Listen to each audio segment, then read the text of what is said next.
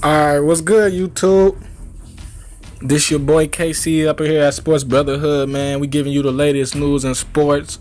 We giving you the breakdowns you need, man. Updates on everything, man. Hey, from it's a fan and everybody, man. So I want to just let y'all know I'm doing this for the fans, man. So we can get our opinions out there. Y'all comment, subscribe. Let me know what y'all think, man. And just give me y'all feedback, you know what I'm saying? I'm just going to kind of give y'all a rundown on how I feel about some of the sporting events, and I want this to be a page for the fans. That's why I call it brotherhood, because it's a brotherhood. Even females, like, brotherhood don't just mean males. It's a brotherhood. If you're a sports fan, you're a sports fan. And I just want this.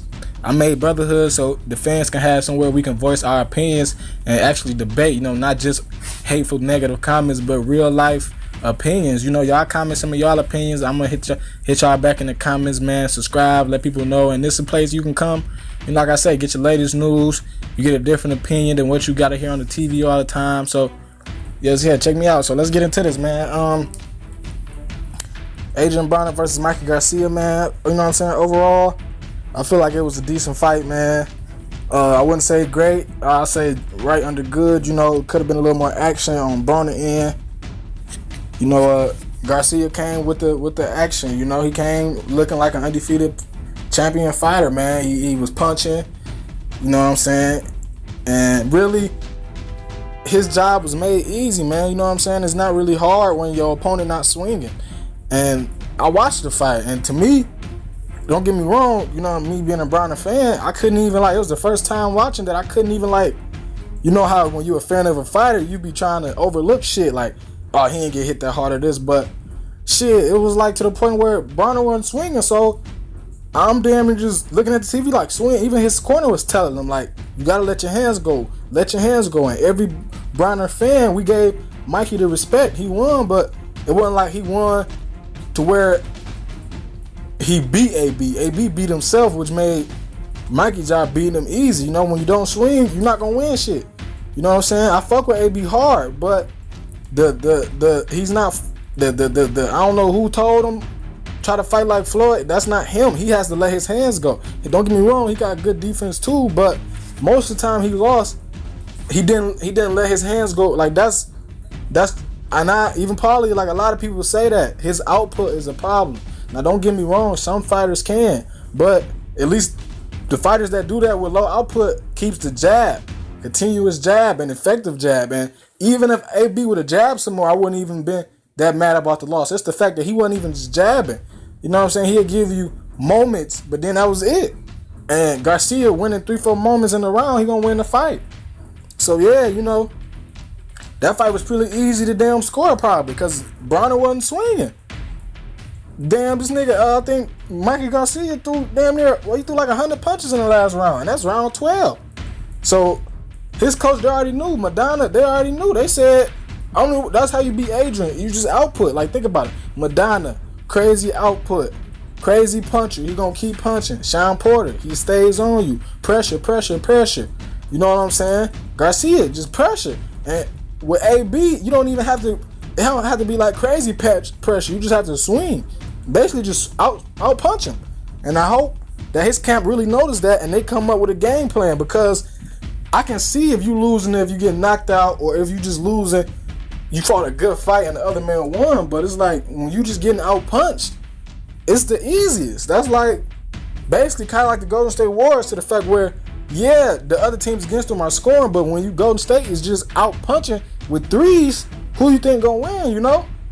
So it's either you gonna play when you a low output boxer. I feel like either you gonna have a great defense to offset somebody who punching, so basically they just throwing a whole bunch of misses, or you're going to have a nice jab to where, yeah, you may not be, like I say, jab and combinations to the point where, yeah, you may be lower punches, but you have the higher percentage of jabs landed, and you also threw some combinations with the jabs. You ain't got to be a, crazy output, but you have to make the fight a fight, you know what I'm saying? So that's really it on that fight, man. Like I say, ain't really too much to say about it, man.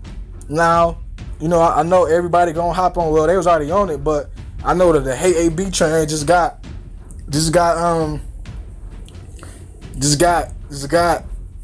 shit, overcrowded. Probably everybody named mama about to be on that motherfucker. Who, if they wasn't on it before.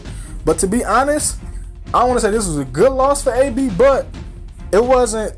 It's not gonna. I don't think it's gonna do a lot of damage as the Sean Porter and the Madonna, because at this point, you know, in boxing, being undefeated is ours, the hero. You know what I'm saying? But at the end of the day, you gotta look at it with every sport.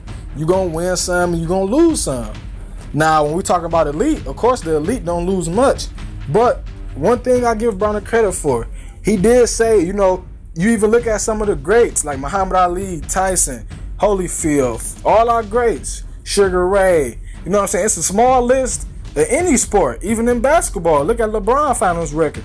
It's a small percentage of people in every sport who was able to go through a whole career. And we talk about an elite career, not just no short-lived or not just no bottom-lived career. We talking about elite. You at the top of your sport. It's probably, I say, less than 5% of people in every sport, unless you damn Connecticut basketball. But you know what I'm saying? It's hard to really just go undefeated. So hopefully now that pressure is off of him, I feel like he might really have a better career, because I feel like it's to the point where if he don't really realize what's going on in his losses, then it might go left. But I think hopefully his coaches, I feel like after this fight, they're going to really sit down and let him know, like, look, this is why we lost. This is what we need to fix, because it's kind of at the point where AB, man, if he don't make them changes, then I don't really know, because at this point, the MO for him is just to out-punch him. And any fighter that's what boxers do, punch. So you tell them punch more than your opponent, that's how you going to beat him. Then, come on now, everybody going to be foaming at the mouth when he fight. And I hope he don't turn into the elite punching bag, because he's way more talented than that, man. And, you know, for Mikey, it's a great win for Mikey. I can't even front. Great win. He surprised a lot of people with just his overall championship mindset, you know, going into the fight. You know, he was very focused. You could tell he didn't really throw any, like, play punches. Like, from the start of the fight, he didn't really play around with his punches. His energy, everything had a purpose to it, you know. Everything he did. And that's why I got to you know what I'm saying, you can't hate. Because Mikey came in with a game plan, they executed it. Now, don't get me wrong, he did catch a couple shots from Broner to where I was like, okay, I see Garcia probably being more successful at 135, but hopefully I don't want to see him go to 147, because I feel like when you come from 135, 130, unless you Floyd where you can defense and counter good, it's going to be hard for you to move up and take that power and then be able to last 12 rounds fighting a dude who's bigger and stronger than you, unless you just giftedly talented in the defense department, because that's what I'm learning with boxing. That's what helped a lot of elite fighters move up. You got to have a good defense to move up to a weight class, because at the end of the day, you are going to be facing heavier punchers and they do way more and possibly bigger than you. So the only way to downsize that is to have great defense, because you can be more effective than him than punching. But if you get caught or if you can't take them punches, there's no reason to move up. So, you know, with Mikey, I want to see him just probably try to continue dominate. He got the title. You know what I'm saying? Maybe in the future, a possible big fight with Bud, which I got Bud. But you never know with Mikey. He might come, you know what I'm saying? Mikey, I think he might be one of them fighters that surprised a lot of us, you know, because he's going to be doubted a lot just because of his stature and his name. But he might be one of them dudes that once he get in the ring, you know, he kind of just say, fuck it, I'm going to get everything I got tonight. You know what I'm saying? Everything. So, all in all, it was a good fight, though. Great turnout, man. I know the views did good. So, but hopefully AB can get his head right, man, because like I said, he still can be a champion. He just got to really punch more. Like, it's simple. It's not even, you can't even say like he's a real bad fighter. He just got to punch more. And I think with him punching more, it's going to be hard to beat him if he just punch. Because, man, he got punching power. He got athleticism. He got skill. He just got to use it, man. So, there y'all go. That's the recap for that, man. You know what I'm saying? Shout out AB. Shout out Mikey. Good fight, man.